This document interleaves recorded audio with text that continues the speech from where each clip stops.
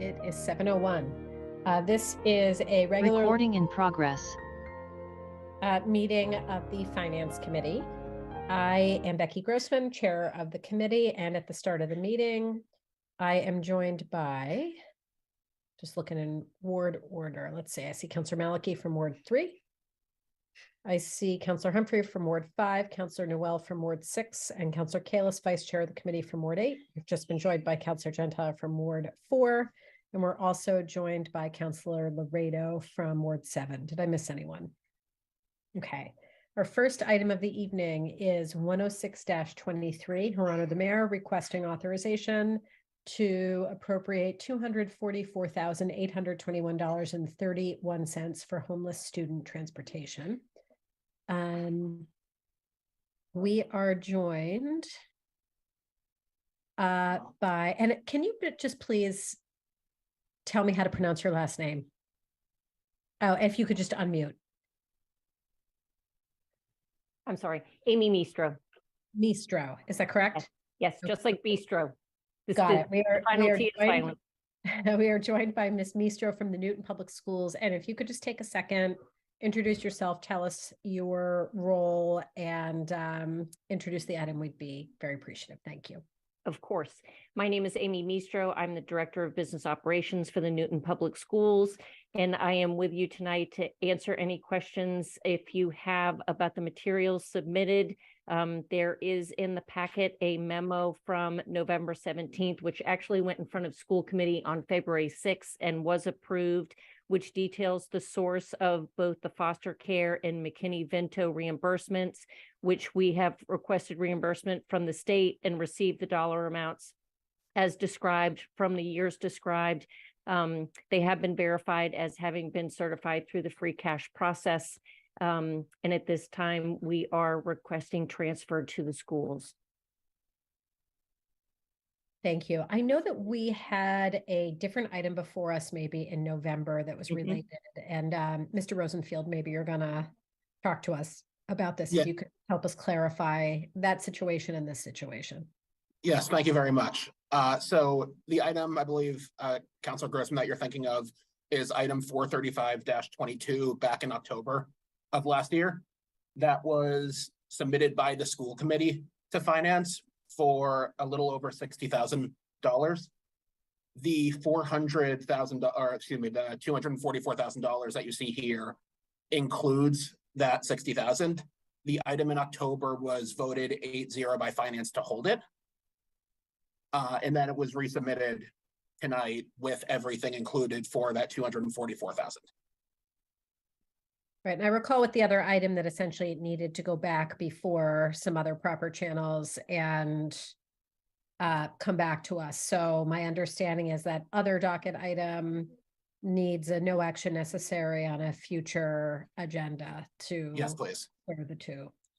Okay. Let me go to Councillor Gentile. And I also just want to note we've been joined by Councillor Oliver from Ward 1. Thank you, Madam Chair. I just want to make sure that I fully understand what's being asked of us. If I read this correctly in the explanation that we just got, it sounds like the city has been reimbursed by the state this amount of money that's gone into the general fund, and now the school department is asking for the money to be transferred to the school department. Is that correct?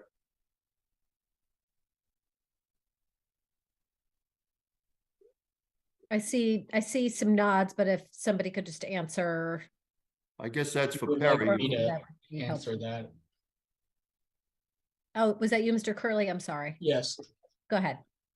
Good evening. So this reimbursement is by Mass General Law. It's a general fund revenue. This source of general fund revenue needs to be used for its intended purpose. So each year it gets the schools submit for reimbursement to the state, they get the money back. And then after it drops to free cash that year, and after that year, it becomes part of the certified free cash, and the school department requests that money be reallocated to the schools to cover their homeless transportation and foster care transportation costs. This is, I want to say, the third year. But prior to that, it was able to be, I think it was a grant before it became determined that it had to be general fund money. So this is something that happens each year. And I did certify that 244,000 did come in, did drop to free cash, and is part of the certified number. Okay, so basically, this is something that we have done in previous years. There's nothing new here. right? Correct. Okay. And then the second question that I have is, with this money being transferred out of free cash, how much will that leave as far as FY 23? Well, this is FY 22 certified free cash. So it goes by that title because it is funds that were determined free and clear for FY 22 money at the end as part of the close of fiscal year 22 to be used in fiscal year 23.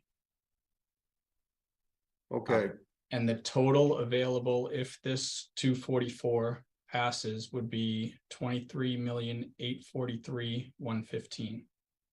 23,843. Yep, 115. Okay, that's the number I was looking for. Thank you. I'm good. You're welcome. Okay, thank you. And also just looking over the memo, and so we understand this for when this comes back in the future, over what period of time was the transportation administered that is now getting reimbursed now? Because it looks like it's more than 1 year in arrears. Is that right? That is correct. My understanding is, and I'm not sure what the delay was, but we were late in requesting the fiscal year 21 monies.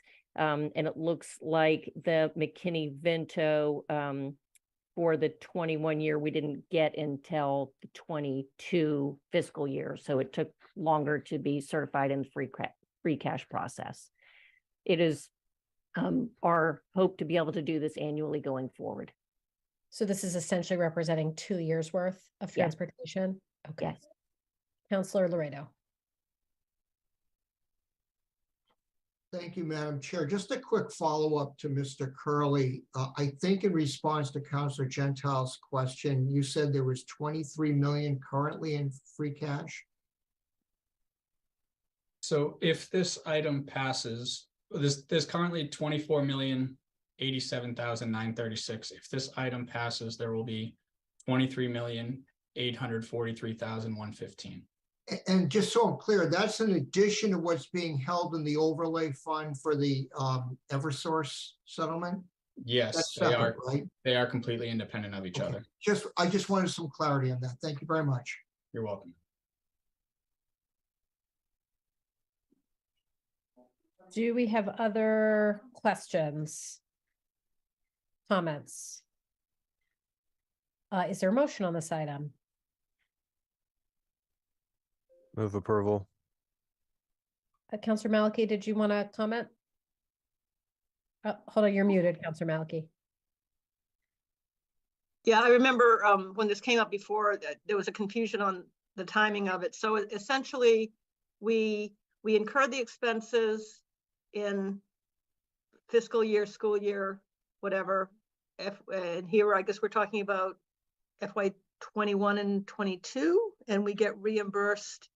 Normally, it would be just 1 year at a time, and we'd be getting reimbursed in the following fiscal year for the previous fiscal year's actual expenses. Yes, I just submitted the fiscal year 22 foster care reimbursement request. We will hopefully get that prior to the end of this fiscal year. It will need to go through the free cash certification, and then we could request it after that. And we get 100% reimbursed, or was this We don't, it's only partial. Is it a fixed percentage, or does it vary every year? I believe it varies. It certainly doesn't cover the full expense. The foster care reimbursement, which I just created the reimbursement request was expected to be 17%. But this is not foster care, this is homeless, so this is There's what- both within this. It's both McKinney-Vento and foster care. oh, so it's all the same thing, it's all combined. Correct. In the memo, it's delineated which amount is for which. Okay, all right. Okay, all right, thanks. Any other questions or comments? Okay, we have Counselor Humphrey's motion to approve before us. All those in favor, please say aye. All right, Aye. Aye. Any opposed? Any abstentions? That passes. I think we're 7-0 if I'm counting correctly. Yes, that's correct. Okay, great.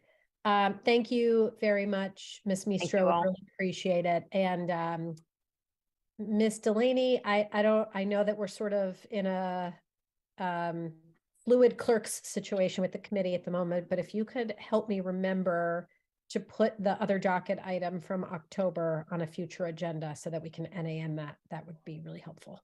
Absolutely. Thank you. And no need to hang around unless you want to hang around and join us for the rest of the night, but really appreciate you being here. Thank you. Thank you so much. I appreciate it. Okay, we're going to go on to the next item, 107-23. Her Honor, the Mayor requesting to transfer $125,000 to Human Resources Department consultants. Miss Pizzi O'Brien, hello. It's great to see you. Hello, it's wonderful to see you as well. It's been a little bit. It has. Are you going to start off with this evening? Would you like me to, Maureen, or do you want to jump in? If I may, Madam Chair, I was just going to say, I think you all probably know how significant staffing shortages are throughout the Northeast and probably across the country. We are no different in our entire workforce, but also in the Human Resources Department. And so we have had several positions that have been unfilled during the course of the year. But of course, as you know, the work doesn't stop. And so Michelle will certainly detail why it is that we're looking to transfer unused salary money to our different consulting lines and training and recruiting. And Michelle will certainly go over all of that for you. Thank you, Maureen. So generally, just to follow up on what Maureen said, I think we all, everywhere we go, we experience some sort of delay because everyone is having a difficult time filling positions. So as Maureen mentioned, we're experiencing this in Massachusetts, throughout the nation, and certainly Newton is not immune to that. And as she said, in the HR department, we've had that experience in the last year. We had 3 vital positions that were vacant for the majority of this fiscal year: our new deputy director position and our benefits administrator position, which actually make up a big bulk of our benefit administration team, as well as the HR generalist that supports that position. We were able to finally find 2 amazing candidates for our deputy director position and our benefits administrator position, both who bring significant previous municipal experience to our team. So we're really excited about that, but we were only able to identify those 2 staff members and bring them on board as of last month with our deputy director, who I hope you'll be able to meet during the budget process. She just celebrated her 1 month with us today. Our HR generalist position, which supports benefit administration and some of our recruitment activities, is also vacant. And now we have another vacancy. So when we go, we bring in some more. We ended up having now 2 that are vacant. As it relates to benefits, because of those vacancies throughout the majority of this fiscal year, we've had to utilize the support and increase the utilization of our benefits consultant just to support our daily benefit administration needs. And with that growing and increasing in the past months, now that we're deep into the process of going out to bid for carriers, that need is going to increase or at least stay at this steady high level for a bit. And we'll need to be able to continue that as we onboard the staff and go through. It's going to be probably a very complex open enrollment process. We've also experienced increases in all costs relating to recruitment. And although we're, looking at how we're pivoting our recruitment strategies, there's cost to that. And, we're competing with other communities for talent. So there's been not only a cost in our recruitment strategies that were unexpected, we've also seen an increase in the typical costs related to the pre-employment process because the vendors we actually use are having their staffing issues and, dealing with what they're dealing with on their side and have increased their expenses. So our background checks, pre-employment, medical exams and all of that have also increased. So we've experienced that recently. We've also taken on the background check costs for our fire department, which was a process that had typically been done by the police department, but now it has to be done by an outside agency, or at least not your police department, either your HR department or in collaboration with an outside vendor. So that's been a cost that we did not anticipate for this year and something that we're looking at going forward. We're also going to need to bring in some temporary staff to help with the 2 vacancy enrollment and recruitment process and onboarding process for the summer period, which can get very busy in the spring months. We've been taking a bit from our training fund, but I'm anticipating using that by the end of the fiscal year. We usually have some training in the springtime when people don't mind making the travel around the city and going to different locations. And it's not the busy summer months, so we find it to be a good period to do some deep training. So we are hoping to keep that on the agenda. So we're going to need to replenish that in some way. So all in all, even HR isn't immune. So we appreciate your consideration. I have a bunch of questions. I don't know if others do. I have no doubt whatsoever of the needs that your department has for more firepower. So, just understand that my questions are Sure. really trying to nail down the details, and also because we're obviously operating at a time where every dollar of city money needs an extra level of scrutiny. So how many vacancies are still remaining in the Human Resources Department? 2?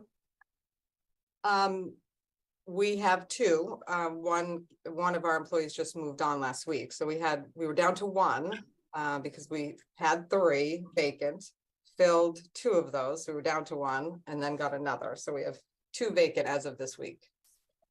And the 2 vacancies, those 2 folks serve which of the many valued and important functions that you just talked about? So we're experiencing what all the other departments are experiencing, which is a difficulty in filling your entry-level positions. So a lot of people reimagined, the way they were looking at their work and all of that during the pandemic. We also saw an increase in retirements, not only in Newton, but throughout all Massachusetts municipalities. So there was a lot of mid-level staff that moved up to department heads. And now those entry-level positions are very difficult. So those are our 2 entry-level positions in HR. And both of those support either the department support division of HR, which does all the recruitment and hiring, or the specialty division, which does all the benefits and kind of specialty work of the HR department. So those 2 generalists help 2 divisions, recruitment, benefits. And the consultants that this money would be for, is this, it sounds like you've had consultants, and I remember there's a line item in there for consultants that you've had through the year. Is this money, like, essentially, has money already been spent here that we need to pay back? Because I know you mentioned that you had to dip into your training budget a little bit. So in other words, do we already owe some of this money, or is this purely forward-looking to use the $125,000? So I can answer that, but I saw Maureen on mute. Go ahead, Maureen. And so we have used some money. We've transferred money out of training to the consulting line because we were trying to watch this, and we were hoping that we were going to fill positions sooner and not need as much as a transfer. So we were waiting and waiting as we were doing this. So we have certainly reduced our training line to compensate for the consultant in particular. were you not to approve this, we just wouldn't move forward with the training. So we have not spent money that we don't have. I don't want anyone to think that. But as we're moving forward, I think many of you know, we have been going through a health insurance RFP process now for several months. We are getting very close to the point where we're going to be making our decision. As Michelle said, it's going to involve a significant amount of work over the next couple of months to transition all of our employees, regardless of, we have a few different choices in front of us. Regardless of what we do, we are quite possibly transitioning all of our subscribers to a different plan. And so that piece of all of this is forward-looking, as well as additional costs that we need to incur for recruitment, for the investigative services. As Michelle said, when we're hiring people, the police can no longer do those services for us. So a portion of it is to replenish the training money that we've used. The rest of it is for going forward. And for going forward between now and the end of the fiscal year? And what happens to this money when the fiscal year runs out, since we're already about to hit April? So I think it will depend on how far we get in any transition that we might have with health insurance. This is going to be a major undertaking.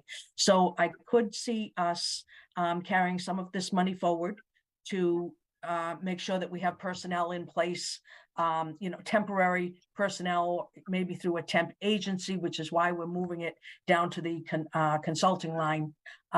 We may need to still use that money during the summer. We will figure all of that out as we begin to make these decisions, depending on what we choose, the level of support that we will receive from our different options is very different. And so until we know exactly which way we're going, we don't know how much support we're going to need. So one of my other questions, which is a different line of thinking. Obviously, we're, as you wrote in your letter and talked about, we're having a hard time, as are lots of people hiring people. We're obviously also having a very hard time retaining people, as illustrated by the fact that we just had a finance clerk for all of, I don't know, 3 or 4 months. And we have another clerk who came on board just before that, who's also leaving. And you just talked about a member of your team leaving. I mean, we have people leaving. What do you think our biggest drivers are to that? How much of that is us? How much of that is what we're paying people? How much of that is the world around us?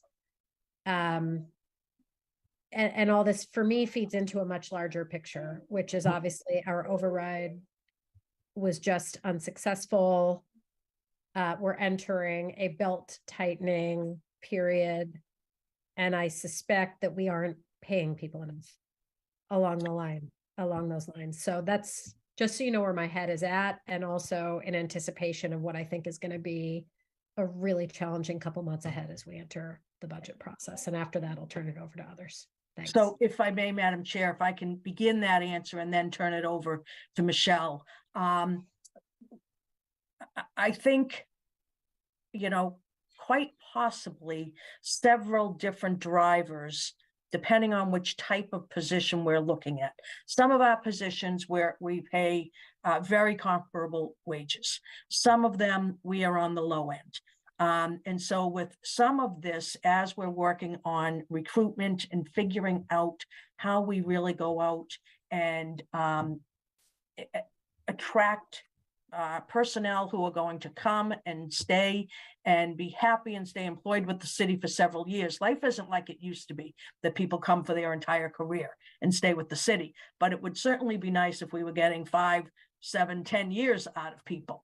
And so that's probably more of the goal now. And so I know Michelle is thinking about working with the Collins Center also to understand what it is that we may need to do differently or to supplement what we do in our recruitment. And over to Michelle to go ahead and talk about that for a minute. Thank you. So, thank you, Maureen, and there's so much that I could share. Everything from our, the changing workforce, people reimagining the way they look at work. We have been very creative on flexibility, and really digging deep into the employee experience. That's something our new deputy director did when she was with the city of Boston. And, she's looking at that now. How can we reimagine our workforce within the context of our environment? We're very restricted with a massive percentage of our employees being subject to a collective bargaining agreement, which restricts our ability to compete with some of the strategies that you're seeing in private industry. But we're digging into that, working very hard, talking to our unions. We certainly, I think, are in a very good position to compete with other communities for most of our positions, like Maureen mentioned. I think the majority of our positions are well paid. We've made a lot of adjustments and reviews over the years to, take a look at that. But we are not getting the candidates that are interested in municipal government in the same way they used to be. A lot of our entry-level positions are filled by typically younger candidates that are more interested in fully remote work, or they're not recognizing longevity. They're looking for that high pay now. So we're thinking about the ways we can address that and how we really can. At this point, we're competing with other communities. You're seeing that a lot. Police officers going to other departments, or we're losing candidates to other cities because it might be, this type of arrangement or that type of arrangement. So we're doing everything we can to address that. I don't see us seeing people leave as often as I'm seeing less interest in our positions, although I do know that one of our committee clerks last week. But addressing the employee experience, being creative, working with our unions, looking at working with organizations like the Collins Center to make sure that Newton can compete with our neighboring communities. These are all the things that we're doing now, and I think we're in a good place, but there's going to be some work ahead. I appreciate it. And I'm mindful that in addition to other communities, in these cases anyway, we're competing with the state and state positions. So yes. And some are very, I'm so sorry to interrupt you. No, that's okay. Some of our really critical positions, I'm thinking right now, dispatch, police, and DPW, a lot of our very important entry-level positions in DPW, we did exit interviews with a couple of folks that left last year, and they're looking for the high paying, CDL truck driver positions, and private industry is paying extremely high for people who hold those kinds of licenses, and not even our neighbors can compete with that. Mechanics, specialized work, very challenging positions to fill. We're working with our Teamsters union on how to be creative with filling those kinds of positions. There's an extreme decline in the interest of public safety positions. We have extremely limited numbers of interest in our police officer positions. That's not unique to us. Dispatch is another one of those positions that there's just not the interest in that. But we spend every day, all day, talking about that and trying to reach candidates where they are. And we have one HR business partner that goes to every job fair she can, whether it's virtual or in person, and does everything she can to try to find us talent. Okay, thank you. Councillor Oliver. Thank you, Madam Chair. Thank you, Ms. Pitsy O'Brien, for bringing this to our attention. I appreciate that. I am curious. One of the a few minutes ago, I think I heard Ms. Lemieux describe the $125,000 here is comprised of, or part of this has been offset by training funds, and the remaining 125 is to carry us through the remainder of this fiscal year. Is that correct? Right, okay, good. So I heard that part right. Excellent. Does that, so then from that perspective onward, even though it wouldn't be coming, from free cash for the remainder, right, or anything beyond the remainder of this fiscal year, is this something that we think might continue into FY24? It's probably a safe assumption, right? I think I can, if I'm understanding your question, Counselor, and I probably should have answered one of the other questions that was asked earlier, but when we planned the fiscal year 23 budget for the HR department, we knew that the city would likely be going out to bid for carriers. We had hoped at the time, our CFO and myself, that we would have been able to fill those two critical positions that would be supporting us through that process. We were just able to fill those two positions last month. Due to having again, HR is one of those fields that highly competitive right now, and municipal benefits is very unique. So we were competing with other communities and actually took two candidates from two other communities to have them join our team.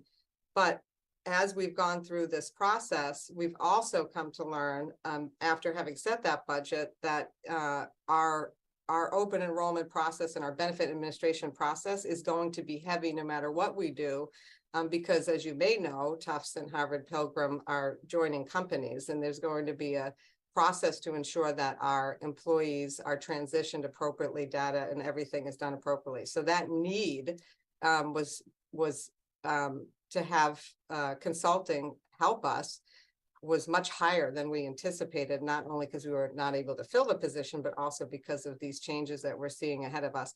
I imagine that the summer will be very, very busy for the HR department.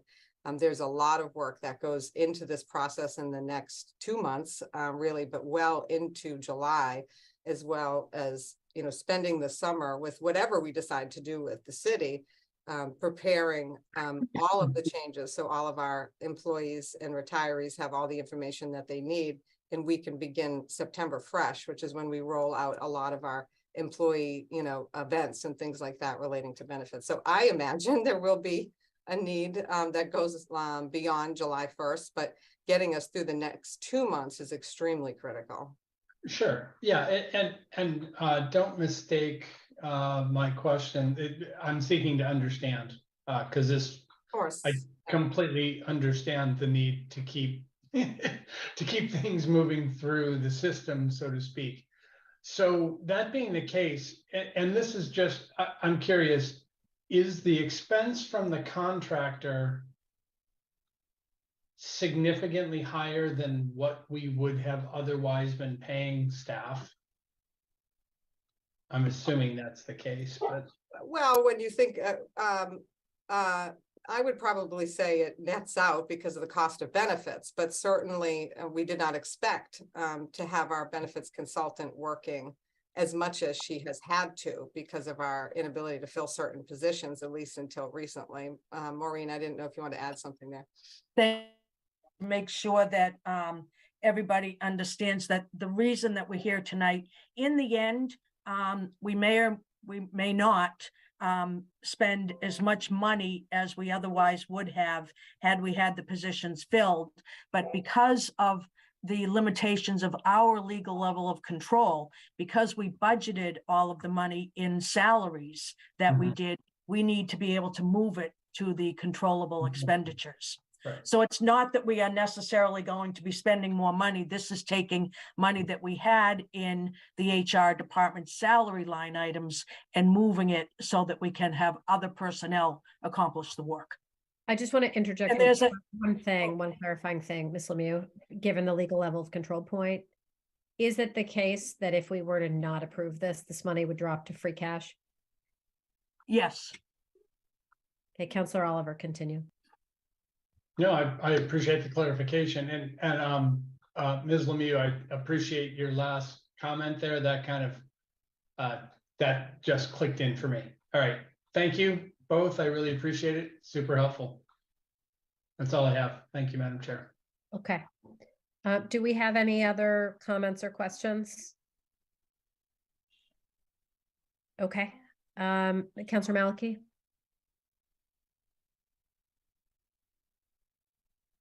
You just need to unmute. Yeah, you said in preparing this year's budget, you anticipated going out for carrier bids. I don't recall, is this something we do every year, or do we do it for a 3-year period, or how does it work?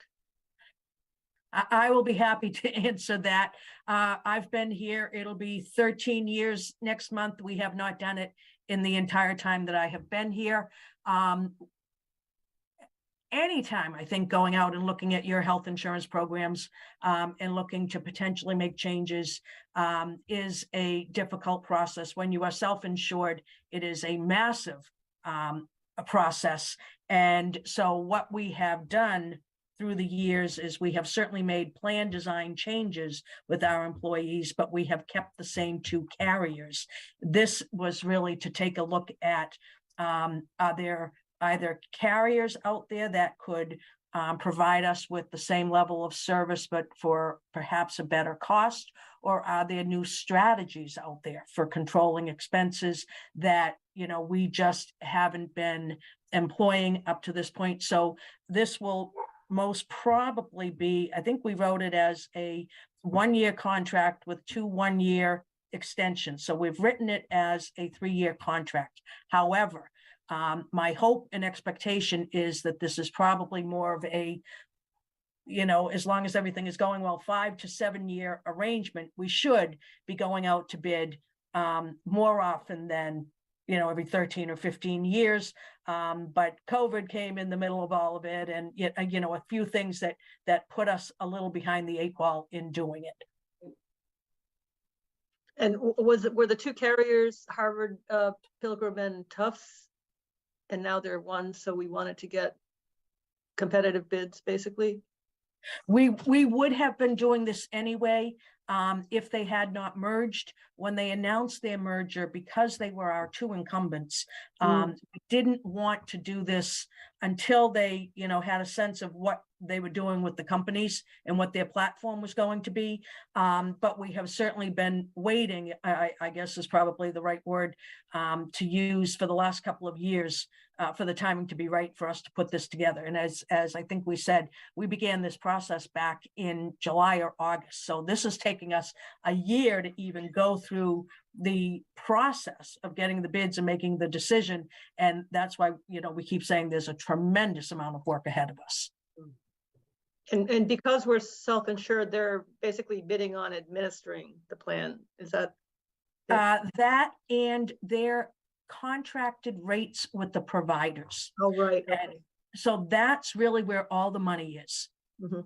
And that's what becomes very, very difficult when you go out to bid, to understand, you know, whether or not some bidder, you know, really has rates that are better than a different carrier, because they never disclose with us what their discount rates are.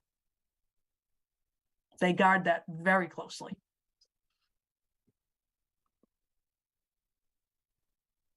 Okay, thank you.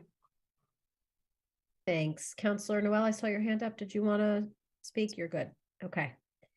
Do we have further comments, questions, or a motion on this item? Move approval. Okay, motion to approve by Councillor Kalis. Is there any other discussion? Okay, I think the only thing I'll say is, obviously I am well aware of the deep need in the HR department and how much investing in your department can help us in every other vein in the city.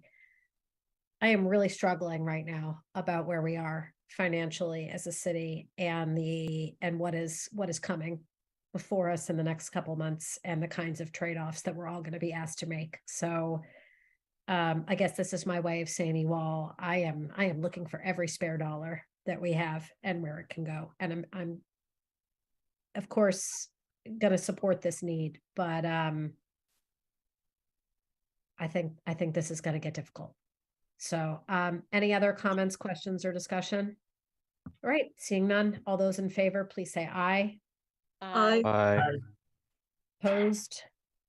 Abstentions? 7-0. Thank you very much. Thank you. We are going to go on to 109-23, the request to transfer $450,000 to traffic safety regular salaries. And PS&T took this up, I guess it was Wednesday? No. It says 3/22. Did we meet on 3/22? I Yes, suppose that's yes, we did. okay. Was that Wednesday? I guess Yes, it was. Passing more quickly than I'm thinking. Okay. So that was approved 7-0. Are we joined? Ms. Lemieux, do you want to speak to this? Because I don't. Yes, Yeah, yes, okay. thank you. I'm the one full. I would say in the last 12 months in settling several of our contracts, the PCOs, so the parking control officers, who are our ticket writers. We have 10 ticket writers, and then we have 52 crossing guard positions in the city. They are all part of this unit. They are a subset or a local, if you will, of AFSCME. They had not had a contract settled since June 30th of 2018. What we finally ended up being able to settle with them, and it certainly was not from a lack of trying on our part. We were finally able to settle 2 3-year agreements. So one is fiscals 19, 20, 21. The other one is 22, 23, 24. So we now have them under contract through next year, so through fiscal 24. However, as I think you all know, I've come here several times asking for large sums of money for retro payments, as well as money that we need to transfer into the department budgets for the current year portion of whatever it is that we are settling. This contract has fiscals 19, 20, 21, 22, and 23 money that all needs to be paid out within these next few weeks. So most of it is retro, but there is money for this current year that's part of it. We still have the superior officers, police superior officers are settled through fiscal 23. So fiscal 22.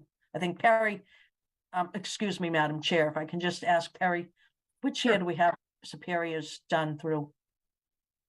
Give me one moment, I can look that up for you. And I'm sorry, I've had a very long day. So we have the police superior officers. We only have 1 year with them, and the police patrol is settled through fiscal 21, I believe. So we have 2 years with patrol. At this point in time, because this has been years worth of retro payments that we've had to pay out, I have exhausted all of the money that I have been saving over the years. So each year, when you receive the budget, you see our current year wage reserve that is put in the comptroller's budget. And that's why that piece of it has to get transferred out to the departments anytime we settle.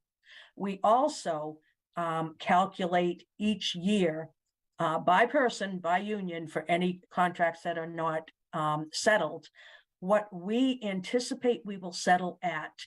And so what the amount of money that we need to have as a retro will be. So we carry that money forward. So this is like one of those differences between what drops to free cash and what doesn't. Anything that's unspent in the wage reserve gets carried forward because we're going to need it for the retroactive settlements that didn't happen in that particular year. It could be 5 years later, as this is.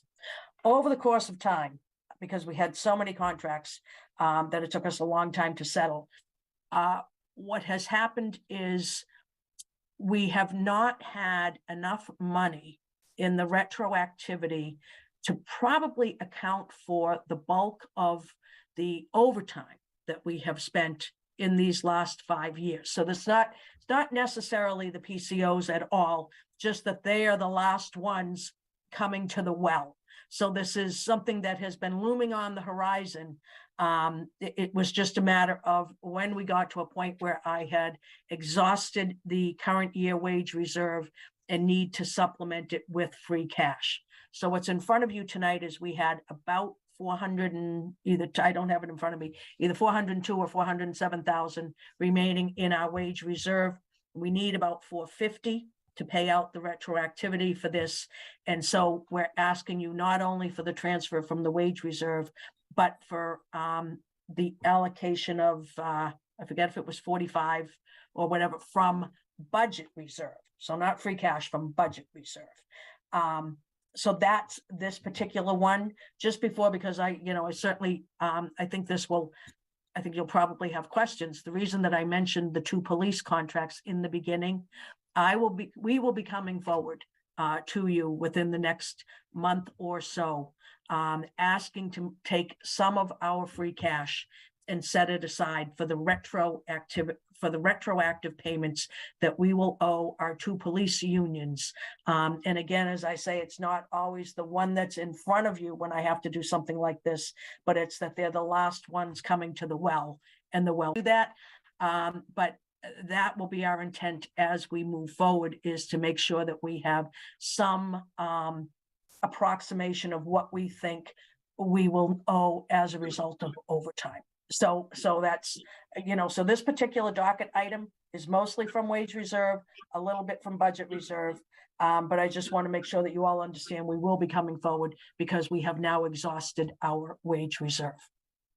So this will bring our wage reserve down to 0? Yes. And where does our budget reserve account stand? The budget reserve, I don't know if Steve or Perry has it, has a couple of, about 200,000. We only have a start with 500 in that account. And we transferred money out of that over the course of the year? I believe we took 290. I think that was for ISD, but I could be wrong. And then this 50,000. We've only taken one thing out of it during the course of the year. All right, and just to make sure I heard you correctly, so you're anticipating that we are going to have an agreement with the superior officers before the end of this fiscal? No, I'm not necessarily saying that at all. What I'm saying is that I know that we have nothing left in retroactive wage reserve for them. We carry money for current year, but I don't have money for them. So when they do settle, we'll either be coming forward to you at that point in time, asking for free cash when they settle, or we may come proactively and ask you for money to set aside. Because as you know, if we get to the summer months, if we settle with them in the summer, we have, that 3-month period in the summer where we're in limbo, if you will, from July 1st until after free cash has been declared. We have no access to free cash, even if we had leftover free cash this year. And so we'll have to see how we're doing with our negotiations and whether or not it makes sense to come to you proactively before we hit the end of this fiscal year. Okay, I'm going to go first to Mr. Rosenfield to answer Ms. Lemieux's question, then to Mr. Curley, and then I'll go to counselors. Go ahead, Mr. Thank you. The MPSOA contract is settled through June 30th of 23. That's okay. Thank you, Mr. Curley. So there was one appropriation from the current year budget reserve for 210,000, and that had to do with the election. Oh, okay. That's So there's 290 left going into this item, and this item is pulling 47,000 from that account. So a little under 240. I mean, a little over 240. Thank you. Counselor Kalis and then Counselor Laredo. Thank you. Ms. Lemieux, can you explain how can we still be being asked to approve contracts where the COLA is above 3% every year when we're limited at 2.5%? this COLA is not above 3%. I just looked at it, what was attached. It should be 3%. Yeah, at 3%. Yeah, not above 3. I'm sorry. I thought No, you no, said no, above that's 3. right, at 3. At 3. But that's, Because what that's above the 2.5.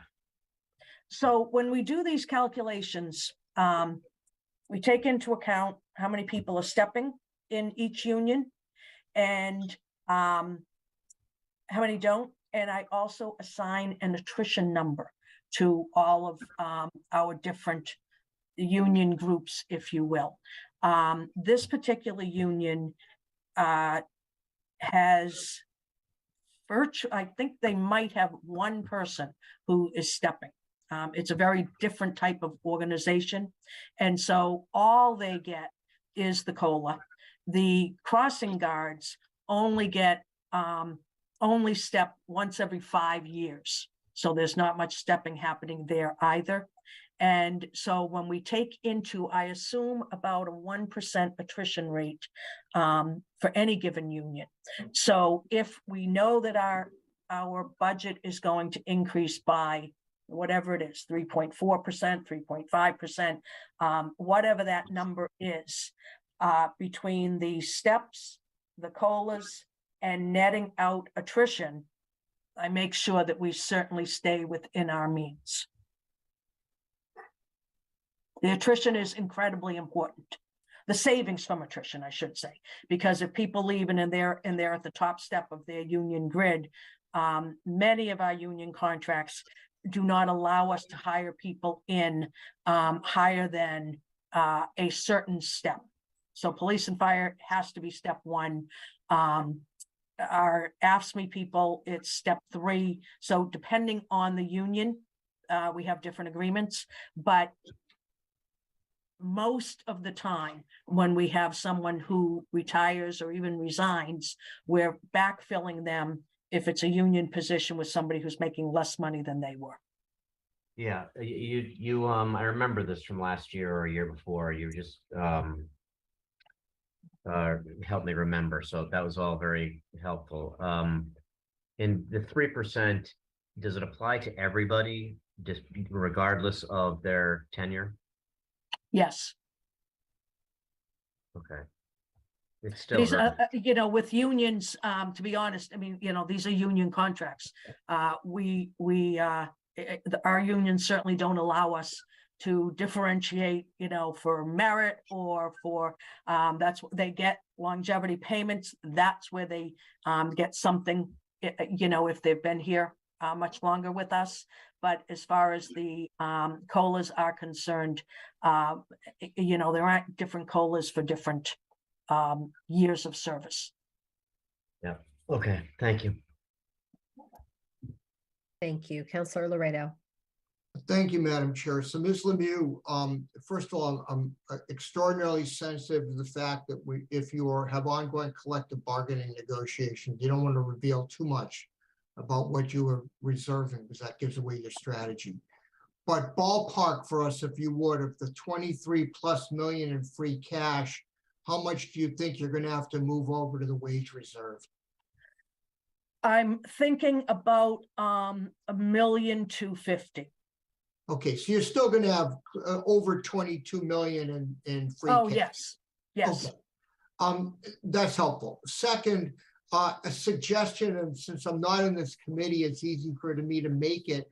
But Madam Chair, you may want to meet an executive session with Ms. Lemieux and the other leaders so that you can have a very candid conversation about how she is budgeting for wage reserves and what assumptions she's making. I think that would help with Councilor Kalis's question. And I know we did that kind of work on the school committee.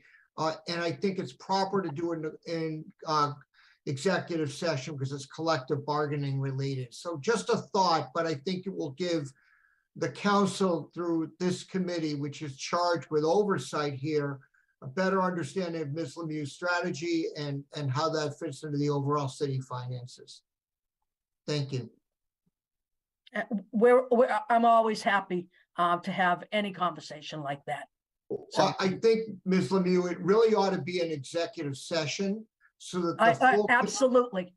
So that the full committee can have the benefit of a candid discussion behind closed doors, and this is one of the few instances when closed doors are permitted and indeed appropriate under state law.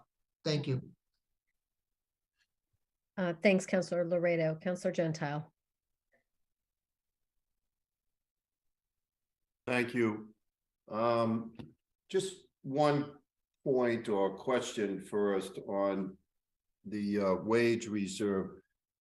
Maureen, it seems to me that we have, of course, a number of unions in the city, and my experience has been that some of them tend to settle early on before others, and then some seem to drag on and historically be the last ones to settle. Is that a fair statement? It's absolutely fair. All right. So that bothers me. I remember a time when you and I worked closely and thought we had an agreement all done with one of these unions, only to see it not come to fruition for reasons that I still don't understand. But anyway, rather than putting money aside now from free cash, you know, it'd be interesting to find out if we were to say to these folks, this is how much money we have left in our wage reserve, and that's it. And, you know, city council's not going to give us any more money, or that's what we're being told, or whatever, and see what happens then.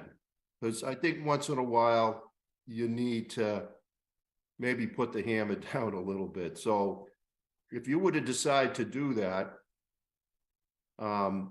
I would be 100% supportive, and think it's probably worth trying, because I'm kind of tired of seeing the same union again and again, waiting out and, you know, maybe hoping to get more money. And it's not fair to those that come in and negotiate what I would say is in better faith and get it over with in a timely way. So if I can, rather than I'd have a hard time if you came in and you know, conceded that we're going to need X amount of dollars already. I mean, if you have to do it eventually, you have to do it. But maybe we say, listen, we don't have the money. Look at the account. It's not there. Maybe you should have settled earlier. So if I may, Councilor Gentile, because I think, you know, I share your frustration with much of this. And the reason I mentioned the unions so we are settled with NPSOA. So thank you, Perry, at least through this year. So we don't need any retroactive money in the fund for NPSOA. NPA is only settled through 21. So I need 2 years worth of money for NPA. And they are now the only one, actually, as I think of it, that isn't settled at least through 23. The problem with your strategy is, at least for our public safety unions, they are able to declare impasse with us. They file at the state. They go to what's called JLMC, the Joint Labor Management Committee. If they don't like what we are offering them, we go in front of a tripartite panel that has a labor rep, a management rep, and a neutral party. And then we put our case on basically for one person who, because obviously you're hoping that your management rep is siding with you, and they're hoping their union person is siding with them.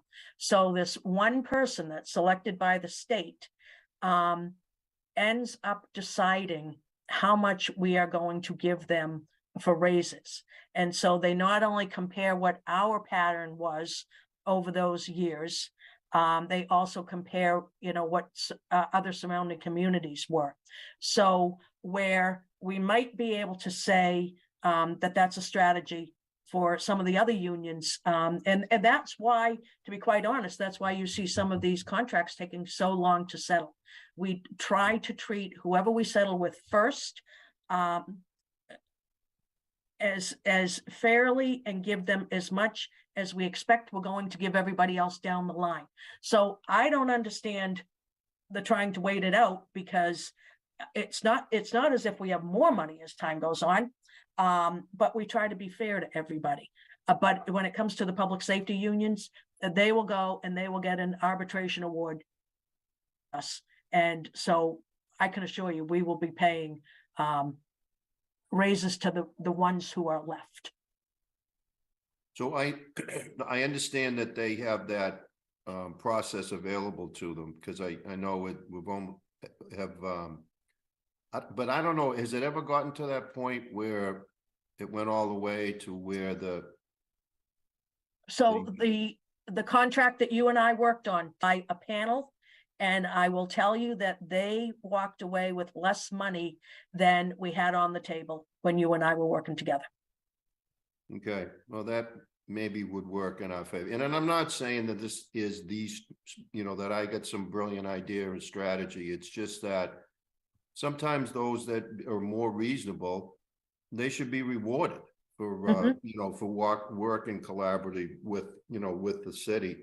So anyway, if you were to decide to take it to the limit as you did the last time, I certainly wouldn't have a problem with it, but I would hesitate. I'd ask you not to come in looking for extra money now. I think it just sends the wrong message. That's okay. All right. Thank you. Got it. Thanks. Okay, thanks. A few things that came out of PSNT and just discussions we've had over time with respect, especially to the crossing guards. So PSNT asked if this committee could address the question, how are the folks in these unions, and particularly the crossing guards, compensated relative to other communities? So thank you, Madam Chair. That's a great question. I don't know the answer to that, but I'm going to answer a different question that you didn't ask, which follows along to kind of the conversation we were just having with Alderman Gentile. The problem when these unions don't settle, whatever it is that we're paying people, is quite possibly significantly less than their peers in other communities would get, because our crossing guards got 3%. So right now, or up until the day that we switched, to their new rate of pay, they were making 15% less than they are now. That makes it very difficult to recruit. When it comes to crossing guards, I don't know that it makes any difference, but we want to be fair to them. What other communities are paying, because nobody is going to drive from another community to be our crossing guard. They typically live in the neighborhood where they want to cross the kids or have children, in school. So that's a very different animal. We can certainly find out for you where our crossing guards fall, but I can tell you, as of us having settled this contract, they just got a 15% raise. And so for me, it is not the way that unions ought to be running things. Their younger members are the ones who suffer, who don't get a raise for years in their base pay, while they're waiting for the leadership who thinks that they're going to get a little bit more money out of us. So it's true if you look at what we're paying our police right now as compared to other communities, that's where you would see it. But our police are 2 years behind in their contract. So that's part of why it's so incredibly important that we try to keep these contracts current, so that we can recruit people. So that was like a long way to answer a different question. But I hope it kind of got to what you were thinking. Yeah, I mean, PSNT is definitely interested in seeing with more clarity where we fall compared to other communities, and your point is very well taken. How many vacancies do we have right now in both of these types of positions? We virtually never have positions vacant in the PCOs, because the way that they select the next person, if someone retires, which they don't do very often, but if they do, what happens is a crossing guard the crossing guards apply, and it is the ones really with the most tenure who get selected to become the next PCO. These are really coveted positions when you're in this union. So we really have no lag time with PCOs. However, the crossing guards, as you certainly know, and I'm hoping that Perry looked it up while you were asking. I'm guessing we're in the vicinity of about 10, but maybe Perry can tell us. 13. 13. So 13. of the 52, so 25%. So 13 out of 52 total positions. Yep. 52 crossing guards? 52 crossing guards, and then all our 10 PCOs also have posts that they do. So we actually have 62 crossing posts around the city, but 52 crossing guards, 13 of which are vacant. Okay. I mean, I know over time we've talked a lot about those vacancies and have raised the question of, is there another way to structure this position in a way that makes it more attractive, can be bundled with other positions. I know there's a lot of history here, and I know that there's a lot of bargaining behind it, but it continues to be something that I know I'm personally interested in. Yep. And certainly the PSNT would like to keep talking about. Councilor Gentile, your hand is still up. Did you have further comments or? I'll take it down. I'm sorry. No, that's okay. Thank you. I just wanted to make sure if you wanted to add more. Okay, do we have any other comments or questions or a motion on this item? I'll move it. I'll move approval. Okay, Councilor Gentile, I heard you first, so Councilor Gentile moved approval. Do we have further discussion before we vote? All those in favor, please say aye. Aye. Aye. Aye. Any opposed? Any abstentions? Okay, that is 7-0. Thank you. So we're going to go on to our last item of the evening, and that is 108-23, requesting a discussion regarding the Rainy Day Fund investment strategy. This is Councilors Gentile, Grossman, Kalis, Laredo, and Lipoff requesting a discussion with the administration and specifically the treasurer to understand the city's Rainy Day Fund investment strategy and how Rainy Day Fund investment decisions are made. And I realized in looking over the materials that no one put the current rainy day investment strategy or policy in our packet that many of you may remember was something that we passed as a committee and a council, I think in 2018. So I did ask Cassidy to send that around today. Interestingly, I also asked Cassidy if she could pull the latest version of our general investment strategy, which I know was adopted ahead of the rainy day investment policy. And to my recollection, the last time we talked about that policy as a committee was when we were doing the divestment of fossil fuel ordinance. And I was interested to learn that I think that policy had not made its way to our treasurer, Mr. Mendez. So Councilor Gentile, I think that's something we should probably discuss offline and maybe have perhaps a different discussion or docket item around. Oh, okay, got it. So let me first go to Councilor Gentile, who first put together the idea of having this docket item. Do you want to introduce it, or would you like to turn it over to our treasurer first? I guess I just want to introduce it at least briefly, and then to, turn it over to the treasurer and others, or the co-docketers if they wanted to add something. Well, go ahead if there's anything you want to say now, and otherwise I'll do that. Okay.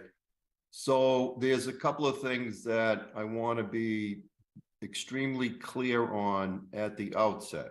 The first is that I fully understand the state statute and who has the authority to invest money in different ways for the city. And that is clearly the treasurer. And I understand that. And I'm not disputing that in any way. And then secondly, I don't want anyone, especially the treasurer, to think that because this item was docketed, that I think that he has done something wrong, that I think that he has made a bad investment decision, or that I'm picking on him or anything like that. That is simply not the case. So if people could be clear on those two things. So what happened was I became aware that there was a significant shift in where the rainy day fund had been invested for a number of years. And I think those of you that followed the process of developing these guidelines, that I have always expressed the reservation that having just one person make decisions on millions and millions of dollars, I question the state's wisdom in setting it up that way. But my concerns were, I was made more comfortable because when we developed the guidelines, you know, we talk about decisions being made in consultation with an investment advisory committee. And I felt that that was a prudent thing to do in terms of protecting taxpayers' money. And again, please keep in mind, I know that, you know, the old man always talks about things in the past, but the fact of the matter is, back in the 80s, when I first got involved in local government, the treasurer at that time made a bad investment and he cost the city $1 million. We just simply $1 million walked away. And, you know, that wasn't, you know, $1 million back then was a lot more than $1 million is today. It was a significant amount of money. And I've never forgotten that. And I think that that's something, you know, that the finance department wants to constantly keep in mind and do everything they can, finance committee, to make sure that something like that doesn't happen again. So when I became aware that, I believe, and Ron can correct me if I'm wrong, that using rough numbers, approximately $20 million out of the $24 million that was in the rainy day fund, that it was transferred back in the September, October timeframe. You know, I checked with a few of my colleagues to see if they were aware of it, and they were not. So to me, that didn't make a lot of sense to me. And I just thought that, you know, at least that money, that information should have been shared with the leadership of the council. So I talked to a few folks, they didn't disagree with me and thought it would be a good idea to docket something. And that's how we got to where we are tonight. And the final point I'll make is, I know that the treasurer handles a lot more than $24 million. I think Maureen mentioned last week that it was about $300 million when you consider all the day-to-day business. And, you know, and I get that. And I don't want to get into that part of his role. It's the rainy day fund that I have always been most interested in because of the importance that it plays in the event that we have some terrible tragedy that we need to use it for. And then, as you all know, it plays a very, very important role in how the bonding agencies, you know, look at us and rate us. So to me, it's the one fund that I would hope that we would, you know, keep a very, very close eye on. So that's kind of where we got to tonight. Thank you. Do any of the other co-docketers want to say something at this time? Okay, Mr. Mendez, why don't I turn it to you to just make some opening comments, whatever you would like to share, and then Councilor Humphrey, I'll come to you after that. Sure, no problem. Excuse me. So just to clarify, the shift that was made was to put some of the money that was sitting in MMDT. All the money was more or less sitting in MMDT at that time. As you know, MMDT is the Mass Municipal Depository Trust, which is a money market mutual fund that was established many years ago by the State Treasurer's Office. And as interest rates were increasing, MMDT was doing better, but MMDT is always lagging a little bit behind. They're playing catch up with US Treasuries when interest rates are going up. So I thought it would be a good idea, considering that US Treasuries are the safest possible investment, to just shift a chunk of the money from the stabilization fund into a laddered strategy for US Treasuries. So we have it shifted into US Treasury bonds and T-bills that are scheduled to mature over the next 2 years. So they're short-term investments in the safest possible investment. If we were to have the money in a bank and we were to ask the bank to collateralize the money, they would collateralize it with US Treasury bonds. So instead of collateralizing it with US Treasury bonds, we just own the Treasury bonds instead. So I felt like this was actually putting the money in a vehicle that was actually safer than it was in currently and was going to earn more money. So it just made sense. So so I went ahead and did that. You know, in retrospect, should I have sent something? I guess I just wasn't aware that it was something that I needed to share with the council. I know that there has been conversation about having the Investment Advisory Committee reactivated, because I know that the policy that was shared with me a couple of years ago when I started did call for the Investment Advisory Committee. I would love to have that started, because I think it would be great for all of us to have regular meetings to talk about not just the rainy day stabilization fund, but all of our investment funds.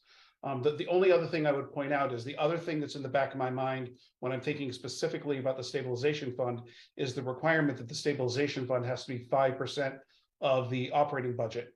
And if it ever falls below that, then I believe the policy calls for pulling money out of free cash or other uses to replace it in the stabilization fund. So I certainly wouldn't want to take on any undue risk that could result in a requirement that we would have to replace money that might be lost in the market to cover any investment losses.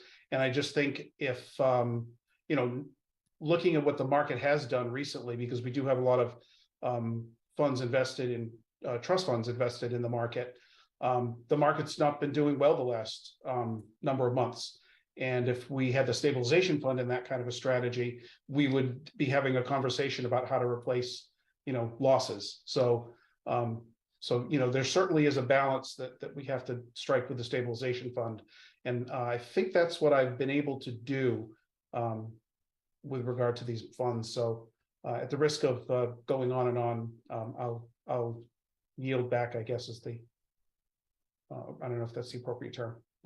That works fine. So why don't I go, I just saw Ms. Lemieux put her hand up. I want to let her comment. We'll go to Councilor Humphrey, then we'll come to others. Ms. Lemieux. Thank you, Madam Chair. I just want to make a couple of comments before you all kick off the conversation. One of the things, we're so lucky to have Ron. Ron certainly is interested in chasing the interest rates, if you will, and is always looking at and talking to different banks to see if we can get more interest on our accounts, which is incredibly important to us. But I want to make sure everyone, if you haven't had time to see the rainy day policy, what we do is, so it's kind of a matter of semantics, where the quote unquote rainy day money really is. The 24 or 25 million that we have in the rainy day fund each month gets the highest interest yield that we have received. So we typically have 18 or 20 million in Village Bank. Village Bank has made an agreement with us that they will give us 10 basis points above what the MMDT rate is. However, in this time, so typically the first, the 18 or 20 million that's in Village is getting the highest interest rate from there. And then the other 5 million gets its interest credited from wherever the next highest interest is that we are receiving, which is probably MMDT. Recently, because interest rates were so volatile and were increasing like daily, Village sets their rate with us once a month. So throughout the course of the month, MMDT might have been raising their rate, but Village, our agreement is they do it once a month and then they hold that rate for us for the month. So it made sense that to credit MMDT's interest to the rainy day fund. Then the Treasury bills started paying more interest than MMDT. And so crediting the Treasury bill interest was in the best interest of the rainy day fund. So the rainy day fund, the fact that I know Ron says that he put 20 million in there, that was rainy day money. We actually have, I think we have about 70 million in Treasury bills at this point. If that's paying the highest interest, that will go toward the whole 25 million of the rainy day fund. So a lot of this is on paper. I mean, we physically did move money and put it into Bank of New York Mellon with the Treasury bills, but the rainy day fund always gets the highest interest. The only other thing I want to say is the reason for that is because, as you know, certainly Councilor Gentile, and I've talked to Ron about this, we make sure that and I think you all know from the budget process, we make sure that whatever we increase the budget by, so this year, say we increase the budget by $20 million,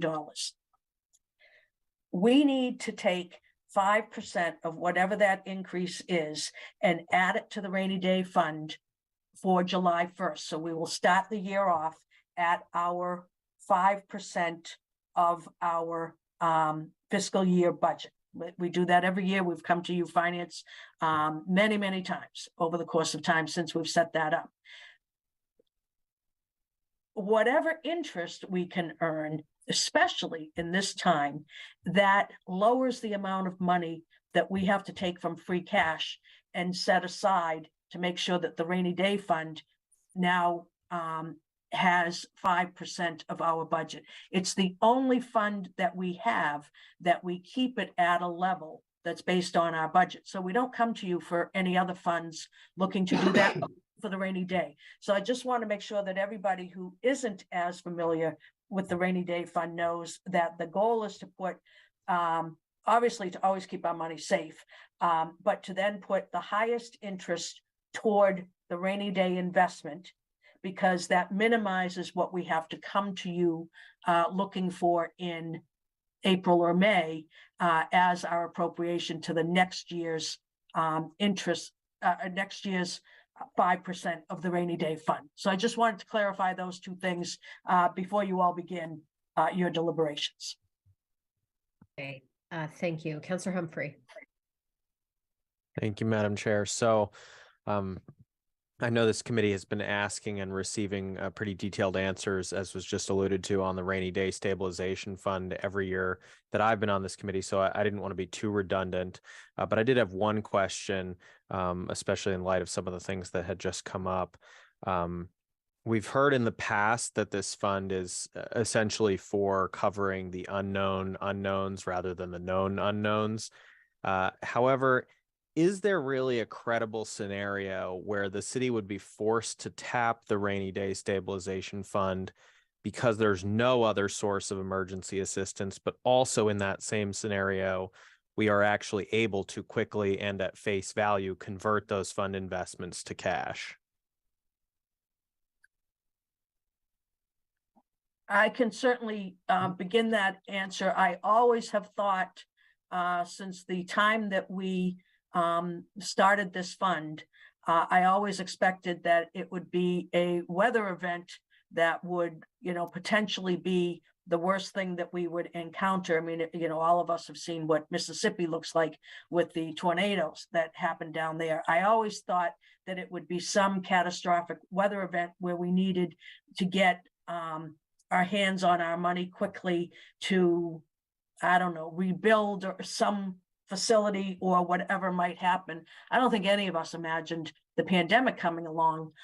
We certainly, as you, I think all know, tried to, at least for the fiscal 21 budget, we looked to solve our pandemic challenges with the budget. When we first put that budget together early on in the pandemic, none of us expected that we would have, received so much federal funding. So I think in answer to your question, Councilor Humphrey, my thought has always been it would be some weather event, but who knows what it would ever be if we needed to get our hands on our money quickly. But our guidelines all say that what we would certainly look to do is replenish those funds, as soon as we were able. So that's kind of how I've always looked at it, but, none of us have a crystal ball. I never would have thought that a pandemic would come along. Well, that's the Well, thing, because I know we had talked about this, I guess a couple or even 3 years ago now, when the pandemic was arriving and we were dealing with that first transfer after that. And I think a lot of us probably did think that that would have been the type of scenario in which we tapped it, but we actually didn't, because we did get the federal money. And even when there are those severe weather events, it seems like, at least for now, they seem pretty consistent about doing, FEMA aid and things like that. Maybe that changes in the future, but to my mind, I always just wondered if like the only scenario in which we try to get the money is some really apocalyptic scenario, at which point, if the sky is falling, the market value of the investments is also falling. And, if the federal government's not around to provide emergency aid, then probably the Treasury infrastructure is also in bad shape. So it's just, in a lot of ways, it's hard to imagine when it is that we actually are credibly going to tap into this fund. And at that point, then it is just, and I think you've sort of said this in the past, part of this just becomes that we're basically paying into this fund to just buy a better credit rating. I can tell you, for me, my goal is for us to never take any money out of it. And so at some point along the way, we will want to, and I don't think we're there yet. I don't think 25 million is the number, but maybe it's $50 million, 10 years from now. I could certainly envision the city getting to a point where you all as the finance committee and the leaders of the city decide, okay, we have the right amount of money. I don't know if that will ever happen or not, but my goal would be for us, at least while I'm here, never to touch it. And I guess to the point that was brought up earlier about, safe investments and that kind of thing, do we have concerns about the convertibility, right? If there's a scenario where we have to liquidate a bunch of it suddenly, like, is that doable? I mean, well, liquidity is one of the factors that I think about when deciding, an investment strategy as well. And that was certainly with these, the vast majority of these are maturing within 12 months. And there's a few that are going out 24 months, but that's the maximum maturity for these. So that liquidity is, being able to convert them back to cash within the short term is definitely a consideration. The other possibility is if for some reason we needed to liquidate the stabilization fund in a hypothetical scenario, we could always reclassify these in sort of our record keeping from the stabilization fund to the general fund, for example, until they mature, to just wait out those few months. If for some reason we had an emergency need for a lot of cash all at once. I can't imagine what scenario that would be, but again, these are short-term investments, so they're going to mature with it. The intent is to hold them to maturity, so that market value almost becomes an irrelevant concern, because these are going to be held until the government pays them back. And then we get the full par value of the treasuries. I don't know if what I said answers your question or No, makes sense. it was pretty much exactly what I was inquiring about. Just because, you know, I think again, it's hard to envision the actual scenario in which we tap this, but it's good to think that through. I always like to be prepared on these things. So it's good to understand that that also plays into the decisions around what types of investments we're making. So thank you. All set for now, Counselor Humphrey? Yes, okay. Counselor Gentile.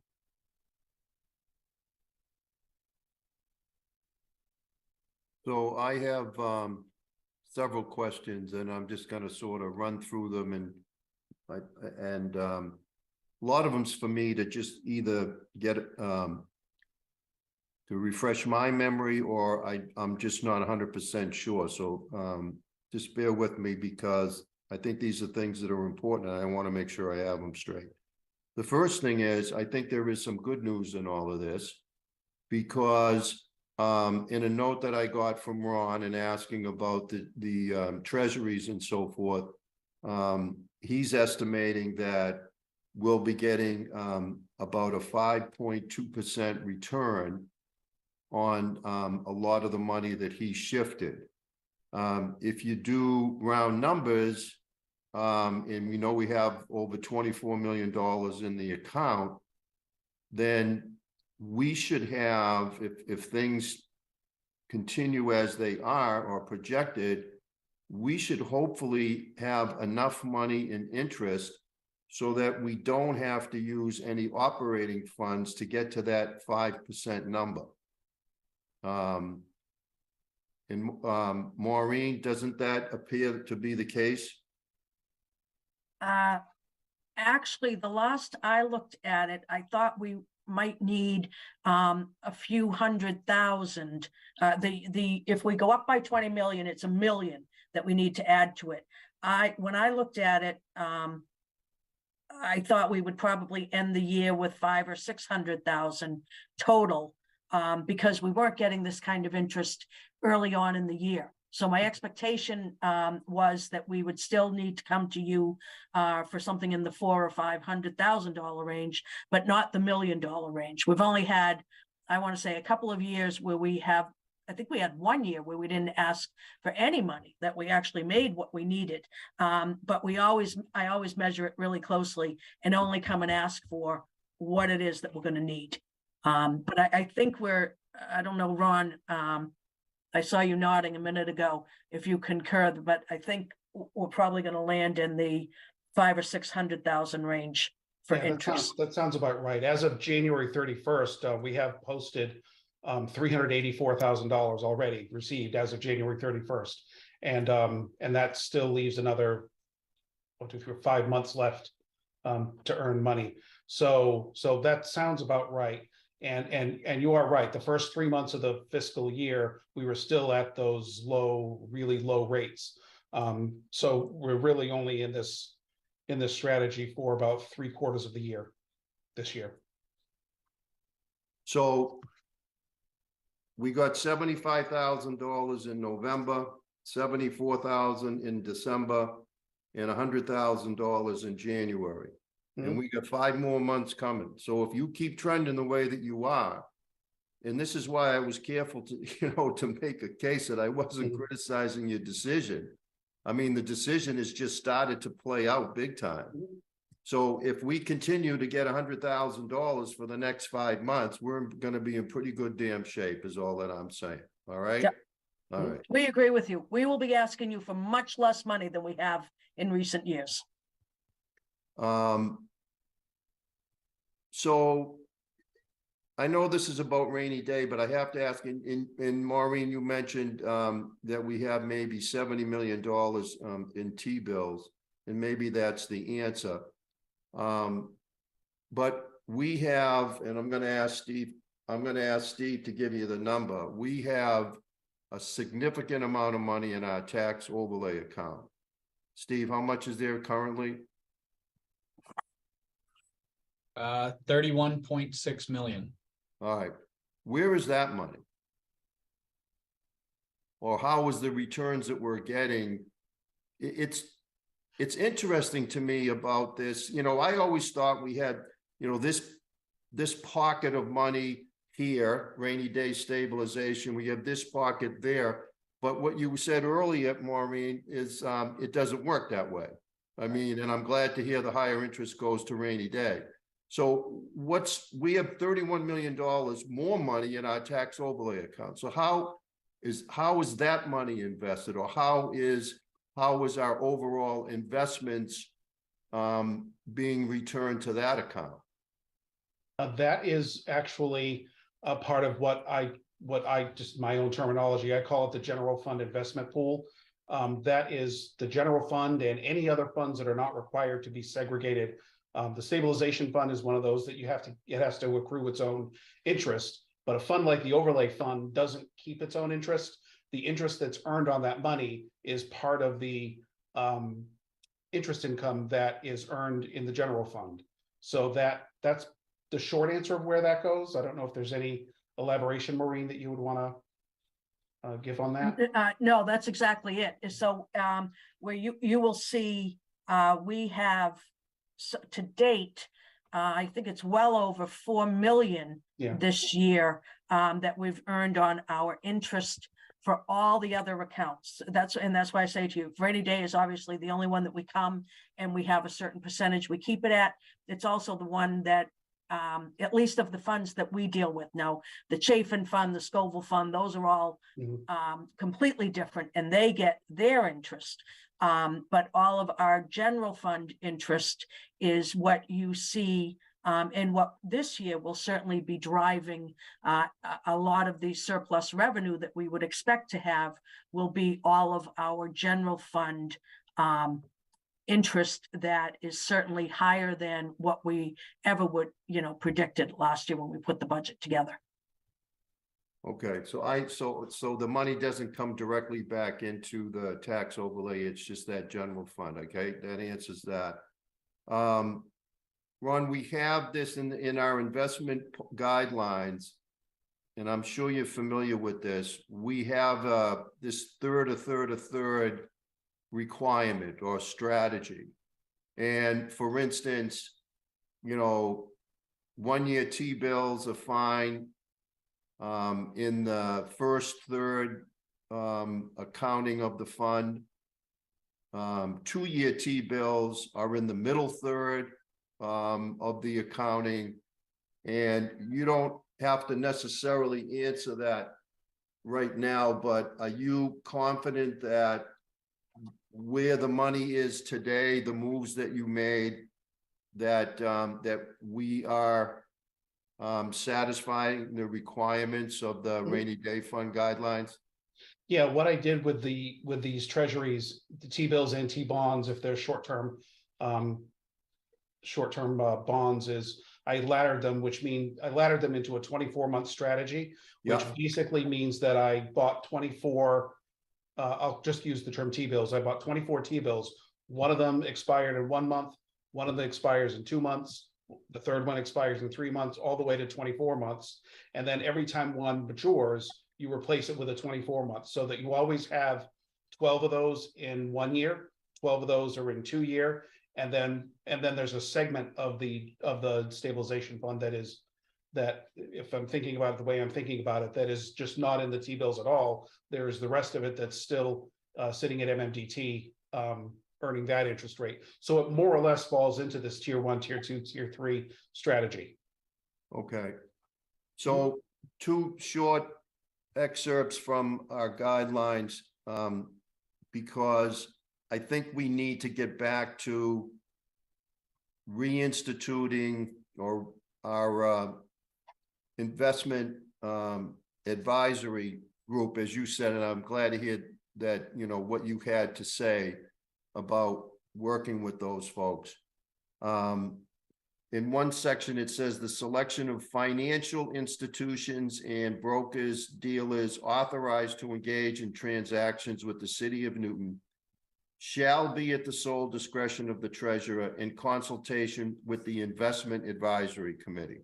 I mean, I think that that's pretty clear. And then on the last page, it talks about a semi-annual review, at least semi-annually, the Newton Rainy Day Fund Investment Advisory Committee shall formally review the asset allocation plan and the portfolio performance. Now, that hasn't been happening. That's not your fault, Ron. It's just one of those things where best laid plans got put aside due to COVID as much as anything. And I get that. But I do think that it is time for us, if that's the only thing that comes out of this docket item, I'll feel good about it, that we're doing what we should be doing. And I think we got to get this committee back up and operating and follow what the guidelines tell us that we should do. And that's, I'll leave it at that, that I hope that we can get that moving. Thanks. Thank you. So Councillor Gentile hit on something that stood out to me as well in the opening description, Ms. Lemieux, that you shared, and Treasurer Mendez that you shared, which is I always imagined also that these different pools of money were in different places, moving according to their own relative strategies, and you did describe something different. So that's interesting. The rainy day fund always gets the highest interest. What fund gets the next bucket, the next highest interest? Well, everything else is really that general fund pool that I kind of mentioned earlier. So the stabilization fund is the only thing that was blended in with that we allocated the highest interest to. All the other funds are in their own separate accounts. So the Chafin Fund, the Workers' Comp Fund, all the other trust funds are literally in their own separate investment accounts, earning their own income based on their own investment policies. So it really only is the stabilization fund and then this general fund pool that includes everything except the trust funds.